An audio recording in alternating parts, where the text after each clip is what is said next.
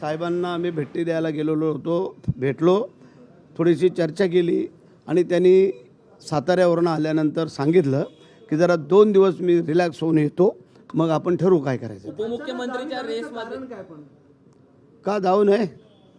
आता एवढे प्रचंड मेहनत घेतलेली आहे, जरा 2 दिवस ते पण माणसंच आहेत ना, त्यांचा पण जीव आहे, त्यामुळे त्यांनी 2 दिवस रिलॅक्स व्हावं हे आम्हालाही वाटत होतं आणि ते गेलेले आहे। उपमुख्यमंत्री पदाची ऑफर स्वीकारतील का? अशा ऑफर सगळ्या सुरत काय ऑफर आलेल्या गृहमंत्री पदासाठी रस्सीखेच आहे। आमदारांनी नेत्यांनी काय हे बघा, गृह मंत्रालय हे मागच्या वेळेला जसं फडणवीस DCM होते त्यावेळेला त्यांच्याकडे होतं, तसं असं आम्हाला आत्ता वाटतंय की ते आमच्याकडे यावं। त्यात चुकीचं काय आहे? म्हणजे तुम्ही मान्य केलं DCM तुम्हाला पाहिजे पण म्हणून?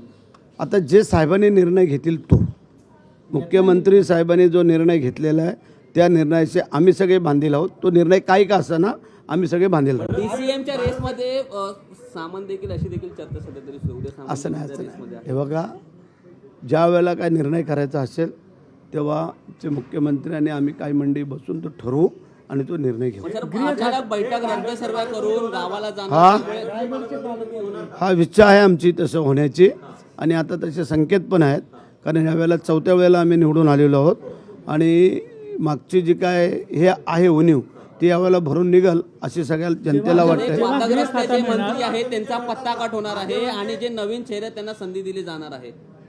बघूया, आता ते शेवटी साहेबांवरती काही गोष्टी अवलंबून आहेत। ज्यांनी चांगलं काम केलं असेल त्यांना संधी मिळेल, ज्यांनी चांगलं काम नसेल।